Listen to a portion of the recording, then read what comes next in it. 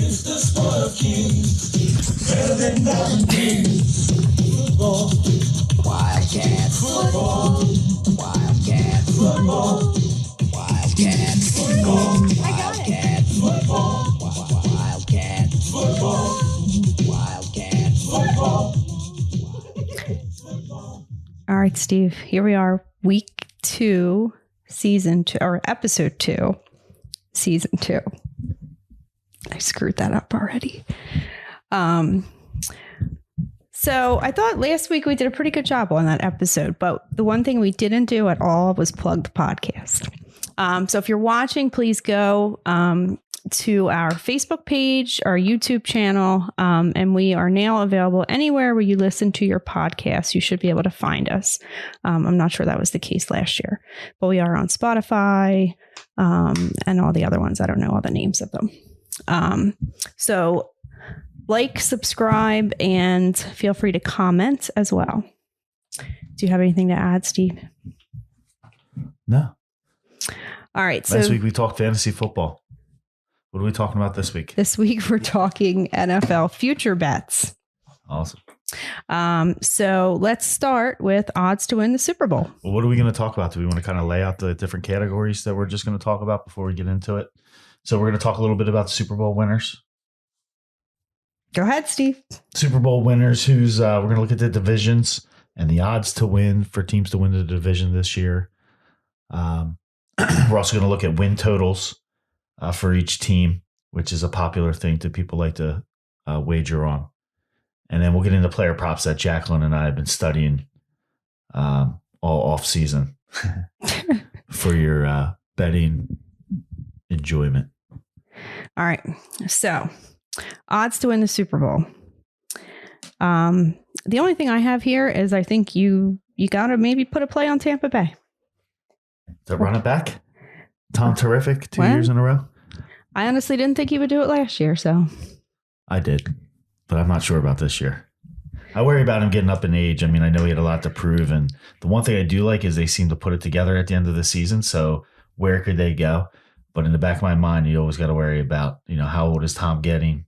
How old is he now? 43? I think he's 44. 44. So it's got to be a concern. I'm not going to – I wagered on Tampa Bay before the season last year, and clearly they won. We gave you that pick here.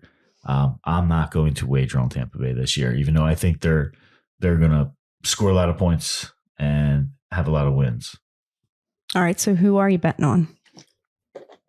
Well, I'm looking at value, right? So there's obviously there's the Kansas City, but you're not going to get too great of odds. The lowest odds I'm looking at is the Buffalo Bills. They were at the 2 seed and they've progressed the last couple of years with Josh Allen. He's getting stronger. So at 11-1, I like the Bills. What about the Rams?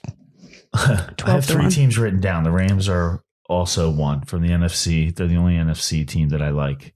At 16-1, I think the odds are really good. We talked about the last podcast, but Matthew Stafford coming into Los Angeles and replacing Goff as quarterback. We, both of us are on the same page. We really like the Rams and Stafford. So at 16-1, I'm big on the Rams. You too? I mean, it might be worth a play. I have them 12-1 here, though. All right. Do you have any other teams that you want to talk about? Titans at 20-1. It's worth a flyer. They're the third team I have written down. I have 28-1. So I guess it depends on where you're putting it in at this time. But Titans at 28-1. I really like the acquisition of Julio Jones. If he can stay healthy with him and AJ on the other side and Henry running the ball. I think Tennessee's a strong play. Good odds. Okay. Anything so we else? seem to be on the same page there, right? You like the Bills. I know you like the Bills, right? I like the Bills, but after I was high on them last year, it's not and the then value, it's not. They ran much. into Kansas City and they just got outplayed. So I guess I just don't have confidence that they can make it that far. Well, I think the progression of the quarterback is key there. If he can continue to get better. All right, do you want to talk about the divisions? Sure. All right. So I don't know what order you have them in, but the first I'll go anywhere you go. First on my list is the AFC East, which is the Bills, Dolphins, Patriots, and Jets. So to me, I think it's a pretty safe bet that the Bills would win the AFC East. I have the Bills as well. It's minus 155. it's the second to worst odds of anyone that I'm really going to call out here from, because we talked about looking at value. So I'm not just going to sit here and give you all the favorites, but they're the Bills. I wouldn't bet anybody else in that division. Well, I mean, here's the thing with future bets. Like, you're putting up your money now. You got to wait 18 weeks or longer for it to come through. So it's less than even money. Yeah. There's others we're going to get into that I would rather have money on just because the odds are better. Go for either bets that you think are pretty safe or maybe to take some chances on some long shot odds. You want to just stay in the AFC? Run through the AFC? All right. So the AFC North is next on the list. I don't have much to say there. I have nothing to say there. Ravens, Browns, Steelers, Bengals. I think that's kind of open. The only thing I'd say is I really don't like the Ravens' chances to win the division this year. I mean, the Steelers are plus 440. So, I mean, there's some value there. But I don't have that much confidence that they're going to be that good last year. I think they benefited from a very easy schedule last year. Right. I think it's going to be tougher for them this year. So, how much do you want to get into the South? Because I guess we're both saying Tennessee if we both like them, to play for a win at the Super Bowl. So, okay, AFC South, you have the Titans, Colts, Jags, Texans. So really you're talking Colts or Tennessee. And I guess that depends what you think happens with Carson Wentz in Indianapolis. Because otherwise, I don't see how the Titans don't win that division. Well, I think you could have a great performance by Carson Wentz and the Colts, and they're still edged out by Tennessee, which is what I think is going to happen. So, again, it's not that strong of a pick. It's kind of a coin flip, I guess, heading into the season between the Colts and Tennessee. It's not something I like Tennessee there, but I'd rather have my money on them to win the Super Bowl just because the odds are so much better. Okay. All right. So next up, you have the AFC West, which is the Chiefs, Chargers, Broncos, Raiders. So, I mean, the odds on the Chiefs are minus 290. I mean, I'm not going to put money on that. Yeah, but that's the only place I would go, right? I mean, I don't know. I mean, the Chargers. You could look at the Chargers. Maybe. That's really the only other. Could have a shot, but yeah, I mean, I think. But I don't like the Chargers. I mean, this is probably the Chiefs' year because the salary cap's going to catch up to them pretty soon. Yeah. All right, well, let's move on to the NFC, dear. Do you want to talk about the NFC East, the Cowboys, the Washington football team, the Eagles, and the Giants? Yeah, I do have a philosophy. I feel strong about the East. I think it's really good value here because when you look at the NFC East for the last 16 years, no team has won back-to-back titles. The last team to do it were the Eagles in, I believe it was 02 and 03, or 03 and 04, and they had one in 02 and 01. So they won 4 division titles in a row. But anyway, I digress. So Washington won the division last year. If you believe in that philosophy that, clearly play the trends, nobody's won back-to-back in the last 16 years. You take Washington out. And I can see a world where, Dak's struggling with the shoulder injury. I don't think Dallas is that strong. I don't think they've done enough to address the holes in their defense. And New York seems to have. Well, they brought in Dan Quinn as their defensive coordinator. Yeah, I'm not that impressed. That was sarcasm, by the way. And the Giants, I mean, they have holes in the running game, and that's really what they needed to fix. They needed an offensive line to keep the rush out of Daniel Jones's face and be able to create holes for Saquon Barkley in the running game. And the Eagles are the 4th team odds-wise in the division. It's plus 625. I really like the Eagles' chances to win because I think everybody's the easy pick here is Washington with Fitzpatrick coming back. But is Fitzpatrick's getting long in the tooth as well, and maybe he's getting older and wiser. Pass rush. Well, I worry about him breaking down and then where are they at? So but just take them out. I'm not even talking about Washington because I believe in that. You don't win back to back. There's many times. Well, hasn't the Chiefs won back-to-back? I'm just talking about the NFC East. Okay. I'm not talking about divisions I didn't know that. in general. Specifically the NFC East. No NFC East team has won back-to-back division titles in 16 years. So that's why I'm taking them out. I don't like Dallas or the Giants have not impressed me. I mean, you're getting a look in Hard Knocks. We're watching Hard Knocks and Dallas. Trying to anyway. Bunch of goofballs. Yeah, it's pretty boring this year. Yeah, I mean, the most intriguing thing that happened last episode is Amari Cooper used Diggs when Diggs said he wasn't going to let him get a catch the whole practice. And that he was talking trash the whole time, and they edited it out.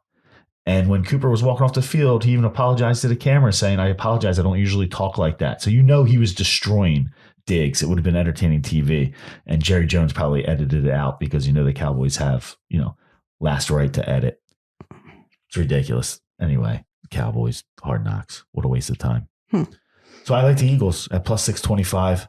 I just think it's good value there. You can't go wrong. What do you think? I mean, if I had to take a team there, I would take Washington. I really like Fitzpatrick there. And I really think it comes down, it's going to be between Washington and Dallas. And I was big on Washington last year. I had them winning the division. And we were playing them a lot in our podcast and making picks towards the end of the season. So, and I like Fitzpatrick. It's just, I really do firmly believe in this. Nobody wins it back to back. So anyway, let's go to the South, because that's another pick that's probably I like the most, which is also where I'm going is the fourth ranked team is Carolina. Right now I see it that they're at plus 950. And I just like Carolina and Sam Darnold. I think they have a chance to get a quarterback in that system. I'm probably overconfident in the receivers. I really like the receivers that they have. And with CMC coming back, it's just going to open up everything for Darnold. And, I'm just a big believer that the Jets are a failed franchise, at least. They might be getting better, but when Darnold was there, he's throwing from his back foot all the time. Well, he had Adam Gase as his coach. Yeah. I mean that says everything. Have a shot in hell at being successful. So this is definitely his chance. He's in a great coaching staff, an up and coming coaching staff that's done nothing but impress since they've come together at Carolina. So I like the Panthers this year, big time. I like them to win that division. And I think at 950, you got to take them. I think it's a bit of a stretch, especially with Tom Brady in this division, but okay. Well, I like them to hit the wild card. An easy schedule there too. I mean, Carolina. I don't have much to say there. I think the division winner is going to be Tampa, but I'm not going to touch it at minus 240. So what about the West? That's the only other division I was really looking at. Well, my thing cut off the West. So I don't know. Well, the West is intriguing because it's the most evenly spread out division. From that's the Rams, the Seahawks. The Niners are actually favored plus 195. Yeah, see, I wouldn't touch that because that's the best division in football right there. And I think three of the four teams have a legitimate chance. Yeah, I mean, I like the Rams. I like Arizona. Arizona is the fourth best team. My trend is looking at the fourth best odds in the division. I like Arizona's chances this year too. I might like Arizona if they were in a different division, but I don't think I'm there. That's a tough one. I think, you just kind of the roller coaster Arizona finished, behind these teams last year. I think that I'm big on some of the changes that they've made and some of the adjustments. So with Lamar getting stronger, hopefully each year. You mean Murray? Yeah. Okay. All right. And then the only other division would be the NFC North. Packers. Kyler Murray. Lamar. Packers, Vikings. Kyler Murray. There's running quarterbacks. They're all the same. Packers, Vikings, Bears, Lions. So, I mean, I feel like the safe bet is the Packers there. Yeah, I don't really like the division. Yeah. The division kind of sucks too. The odds wise, I'm looking at the Bears, but I can't pull the trigger on the Bears. No, there's no way. I don't know if Fields is starting game one, but I've seen him ranked number one on some of the depth charts. So you got to figure that they're going to struggle a little bit, but he has a lot of talent. All right. So that takes care of that. So moving on to win totals. So what are you looking at? Oh, and I guess we should mention at some point that there are 17 games this year. Yeah, as opposed to 16. That's one thing you have to keep in mind when you're doing these, because if the numbers look a little high, it's because there's an extra game in there, right? So when you're looking at win totals, when you're looking at receiving yards and touchdowns from a prop bet perspective, keep that in mind. Let me find my thing here. So I'll let you start. I'm trying to find my sheet. Well, personally, I have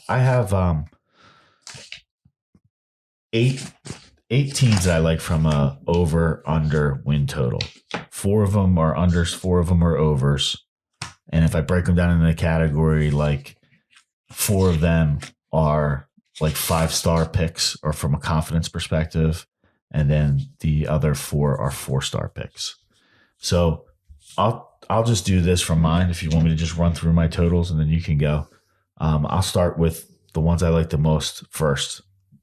So again, we're talking win totals here for the regular season. There's 17 possible wins that you can get in the regular season. The first one I like is the Los Angeles Rams. We were just talking about them. There's 10.5 is the number I have. I like the over on the Rams. I definitely think they're going to get to like 12, 13 wins this year. The Dallas Cowboys have a win total of 9. I like the under on the Cowboys. That's a 5-star as well. So these are the 5-star picks. I like the Carolina Panthers. We were just talking a little bit about them. 7.5 is the win total. I think they go over 7.5 with the addition of Darnold. I just think that he has that team in the playoffs, and you're going to need more than 7.5 to get into the playoffs. And then the last one from a strength perspective is the Cincinnati Bengals. Their total is 6.5. I like the under on the Bengals. They've really struggled in the preseason getting this young talent together and cohesive. So I think they're going to struggle the entire season. And I think 6.5 wins is just too much there. So real quick, I'll just go through the ones that are really the 4 stars. I like the Baltimore Ravens under at 11. I like the Washington football. Actually, it's the Arizona Cardinals over at 8.5. Again, I think they'll get in the playoffs, and you need more than 8.5 wins to get in the playoffs. So I like Arizona in the West. I like the Jacksonville Jaguars under at 6.5. I think they're going to struggle with the young quarterback there, and I don't think they did much to upgrade their roster other than the first couple of really high picks that they had in the draft. And then your Philadelphia Eagles at 6.5. I'm going to go over the win total of 6.5. Of course you are. I think at worst they're an 8-9 team this year. At best, 10-7. I don't know what's right at the middle of the road. Well, that's over 6.5. You shouldn't struggle to get there. Really, what'll happen with the Eagles is they'll only have a handful of wins going into the final month of the season. They play everybody in the division. Like 5 out of the last 6 games are against the division opponents, and that's where they'll rack, at least 4 wins up. How many division wins did they have last year? None. They didn't win many games. They didn't beat the Redskins. No, they lost twice to them, right? Yeah. First week of the season and last week of the season, they took a lot of heat for that one from the Giants. Can't blame them. All right, so over to you. Those are my picks. 8 of them. Bet them. They're winners. All right. Well, I will just run through mine. I don't have mine starred by 5-star, 4-star. I just have. All right. Just run through and I'll point out anything where we agree. I don't know if there is anything. Okay. I have the Kansas City Chiefs over 12.5. Bucks over 12. The San Francisco 49ers, I'm not a big fan of theirs, but they have a very easy schedule this year. And at 10.5, assuming they stay healthy, I think they could get there. Packers over 10. Titans over 9. And I was actually going to take the over on the Bengals, but they actually have a very difficult schedule this year with a lot of tough defenses. So I think I'm not going to touch that one. I didn't really talk about the Titans, but I clearly like the Titans. So I'm with you there. The under on the Lions and the Texans, 4.5 and 4. And I'm curious about the Falcons. I kind of want to go under on that, 7.5. Yeah, I know how you feel. Huh? I know how you feel. They probably struggle. Yeah, I don't think there's much positive going on there. You can't really have too much confidence in Matt Ryan, can you? This is probably when to light it up. I feel like he kind of his season is he's just kind of going through the motions. Yeah, last year you thought he'd have some fight. It's almost like he didn't recover. He's never really recovered from the second half of that Super Bowl. Yeah, that was kind of his chance, I think, and they blew it. And I think that's it. But they have the new coach in there coming from Tennessee, and I just don't think he's his system is not going to be a good fit there. Why is that? Well, with because the players that they have. Yeah, I mean, his approach in Tennessee was like run Derrick Henry and then Tannehill play action off of that. Like they don't have a good line. They don't have like a real running back. And I don't know that Matt Ryan is the like play action quarterback. So I just don't see that system working out there very well. Although they did get rid of Dan Quinn and that's an upgrade. He's horrible. I don't know. We'll see. But yeah, and I don't really think Matt Ryan's like too invested, and they lost Julio Jones. I don't think Calvin Ridley is going to do as well without Julio on the field. An interesting note, Arthur Smith, who is the new head coach of the Atlanta Falcons, is the son of the owner of FedEx or the founder of FedEx. Nepotism? That doesn't have disaster written all over it. Well, how is that nepotism? Well, he owns FedEx. Of how much money they probably have. They got like a ton of money into the Atlanta Falcons. No, I don't know. And Blank, sure, Blank's buddies with them. But who owns Home Depot? Owned Home Depot. I don't know. If my dad was like the owner of FedEx, I wouldn't be we'll see. I wouldn't be much of anything. They got Pitts, you know. I like that kid. Hopefully he turns out to be a fantasy stud, but cheering for the Philly guy. All right. So that's win totals. So player props. All right, you take it away. Well, do you want to go like positional? Yeah, why don't we just keep it quarterbacks and we'll go receivers and then running backs. Okay. All right, we'll start with quarterbacks. So we're basically talking quarterbacks. I don't know. I'm really looking at it from two types of props. Over-unders on touchdown passes and over-under on receiving yards or passing yards. Is that what you're looking at too? Mm-hmm. All right. So I have Aaron Rodgers over passing touchdowns. That's 35.5. Last year he had. You're just making this up as you go, or what? No, I was trying to figure out my notes that I wrote down. I got myself confused. Can't read your own handwriting? I can't figure out what I Well, I didn't write the number down on the yardage. You're the one with the good handwriting. So he had 48 touchdowns last year. I think it's gonna be like a similar season. Like I think he's still pissed off. I think he's still gonna come out like guns blazing. One of his I mean, that's kind of like funny to me, but time. I guess so. So yeah, now he's got Randall Cobb and Devontae Adams. Maybe I need to reevaluate my picks on Devontae Adams though. Forgot about that. Yeah. And then I also have Matt Stafford over 29.5 touchdowns. He had 26 last year in Detroit. So with an extra game and the move to LA, I think he can definitely get 30. Stafford, what you have 30 as the over under? 29.5. Yeah. Okay. I mean, I like Stafford too. I have him down as one of my best plays. Deshawn Jackson is at the Rams. I'm going to get into that. It's one of my prop bets for later, but he's actually listed as the fourth receiver.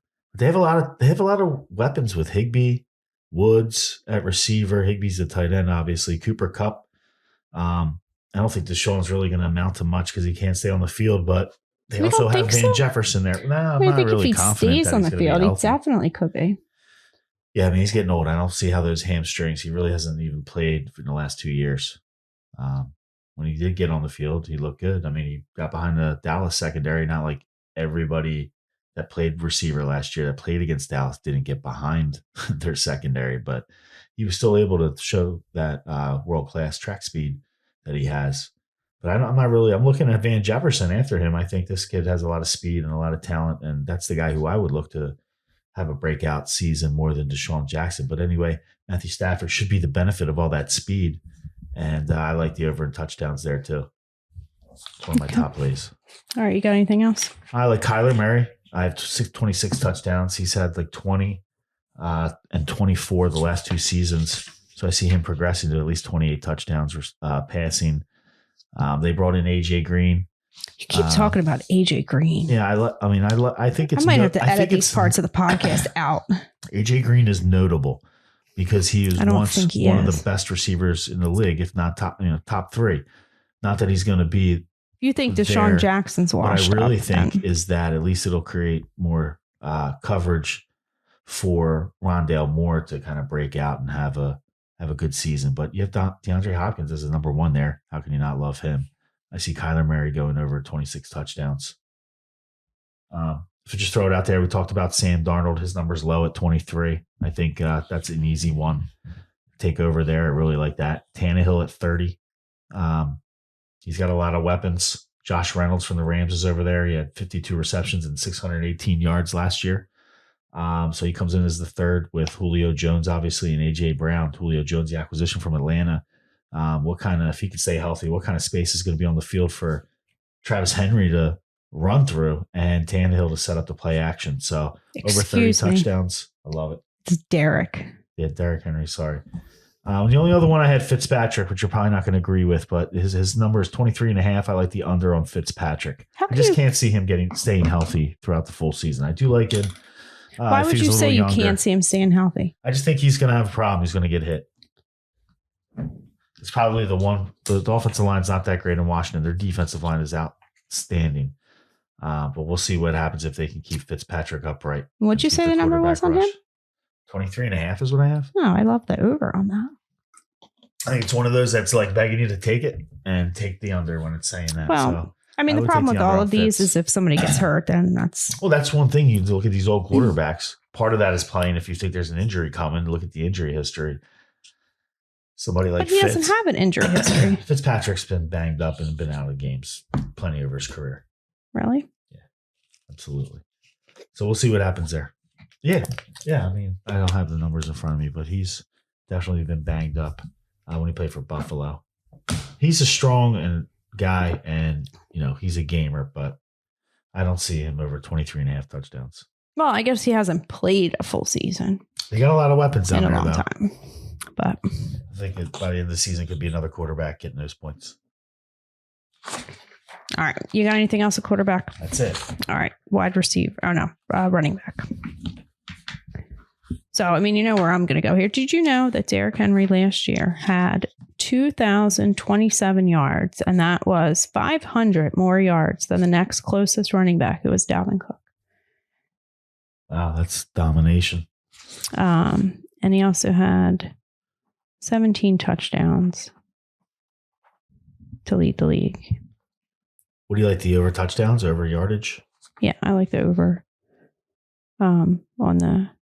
You can bet him to be the rushing leader at plus 400, and the rushing touchdown leader at plus 400, which it's also notable that a player like Henry, who runs the ball more, because you're going to have players like even Dalvin Cook, like Alvin Kamara, a lot of theirs, it's going to be a mix of both receiving and rushing. But with Henry, you're getting mostly just rushing. So I like that a lot. What else you got?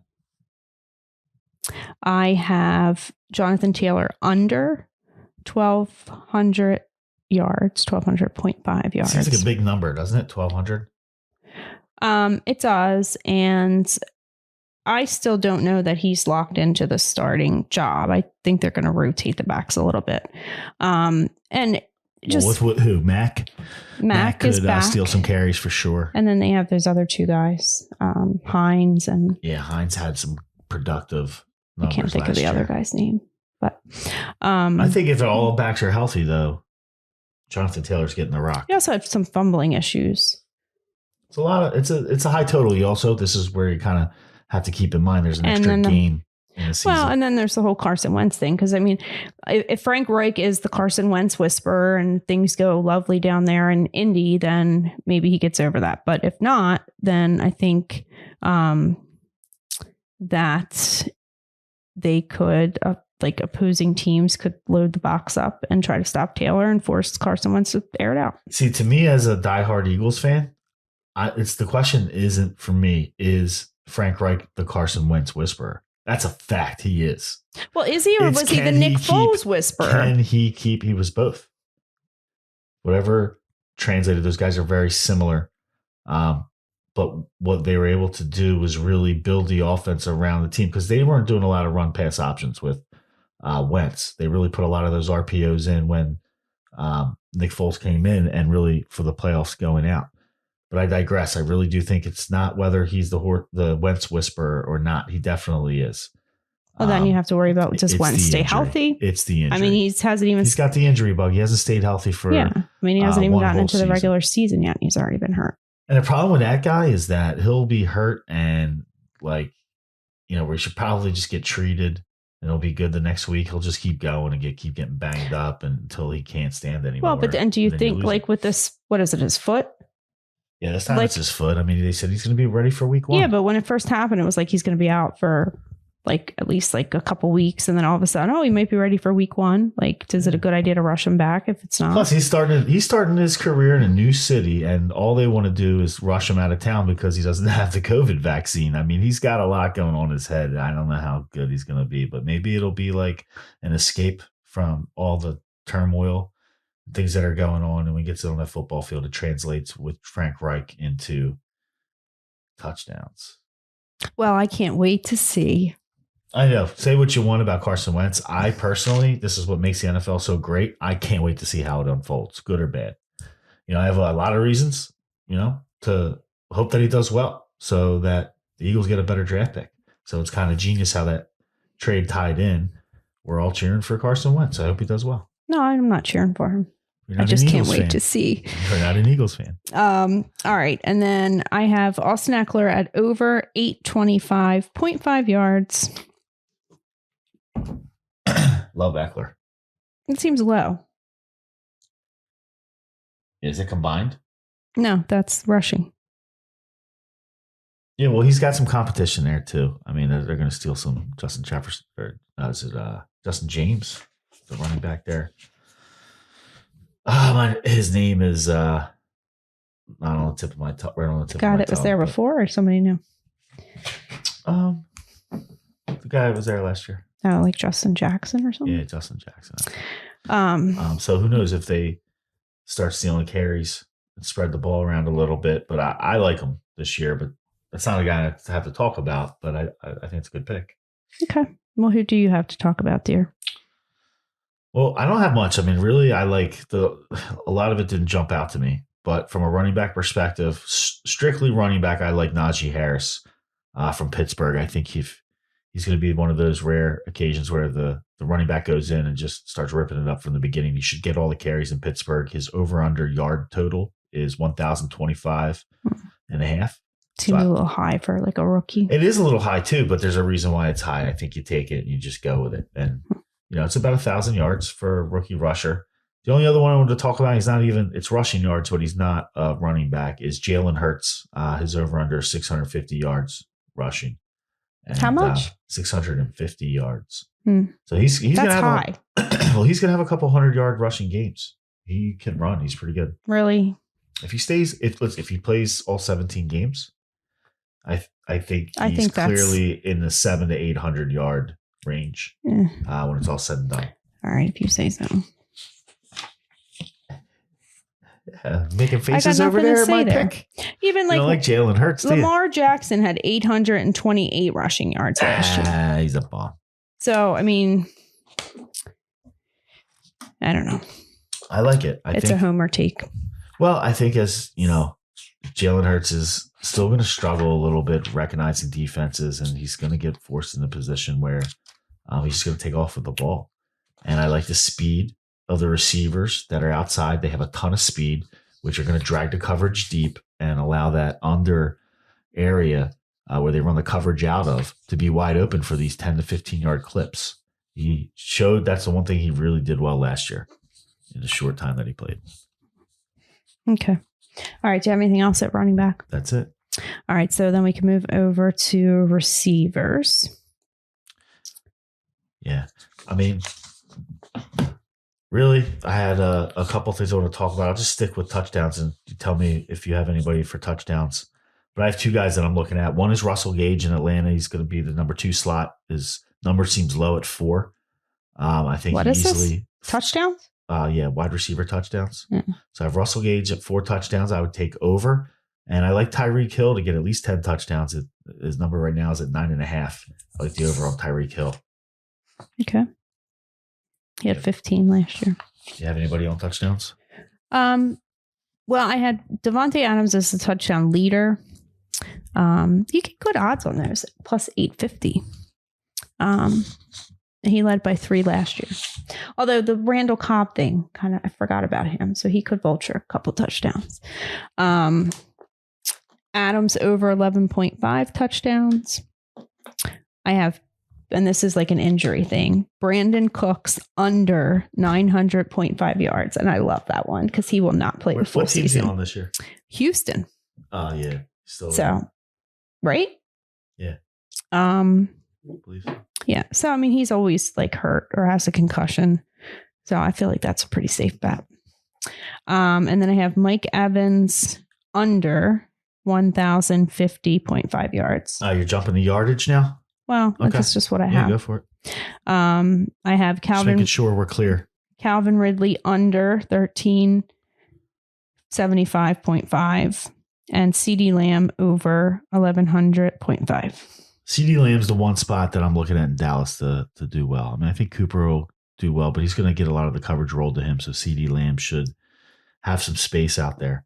That one, I couldn't find it, but I had that on my thing earlier. Darnell Mooney? Yeah. Yeah, Darnell Mooney's a Chicago Bears receiver. Because his prop is lower than what he had last year, and he only started in week 8. So his numbers from last year are based on half a season. Now, obviously, you got the quarterback you got Justin Fields there, but but I mean, who did he have last year? Trubinsky and Foles. So he can throw the ball.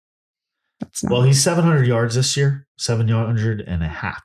Yeah. So I like the over there, regardless of the quarterback situation. I think 700 should be good for the season. I also really like Robert Woods sticking with the Rams and the philosophy that Matthew Stafford's going to have an MVP type season.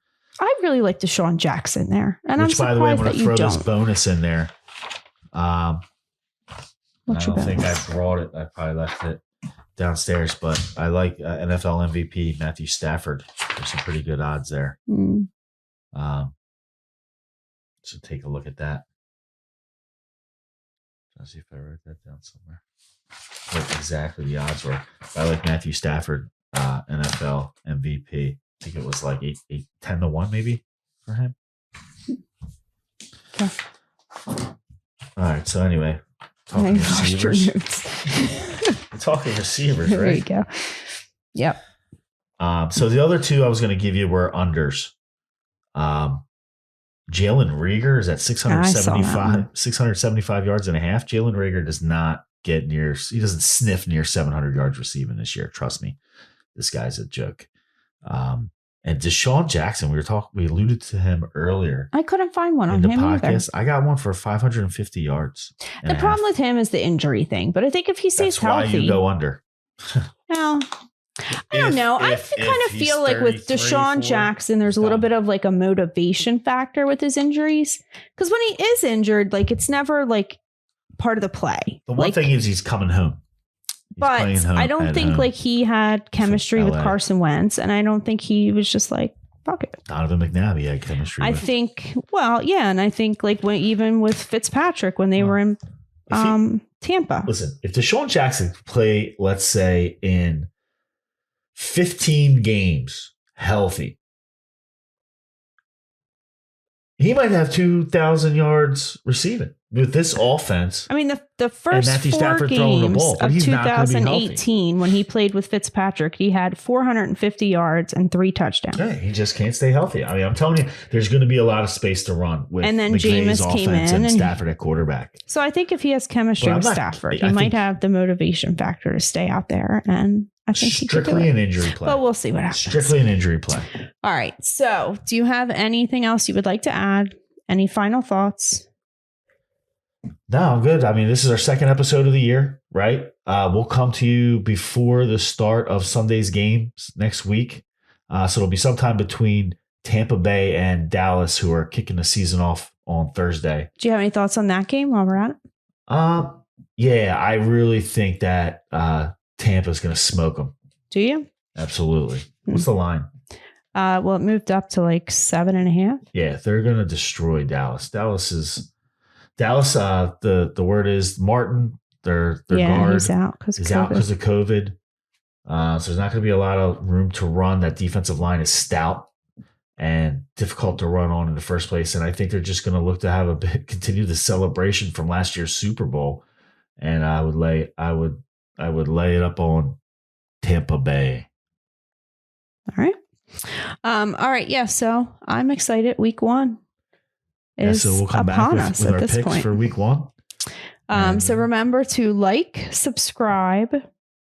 Feel free to comment, good or bad. Yeah, comment if there's anything that you topic, like a player or a team you want us to. Well, if there's a player or a team that you want us to talk about and incorporate into the podcast, drop a line. Suggestions. Yeah, and definitely any constructive criticism, bring it our way.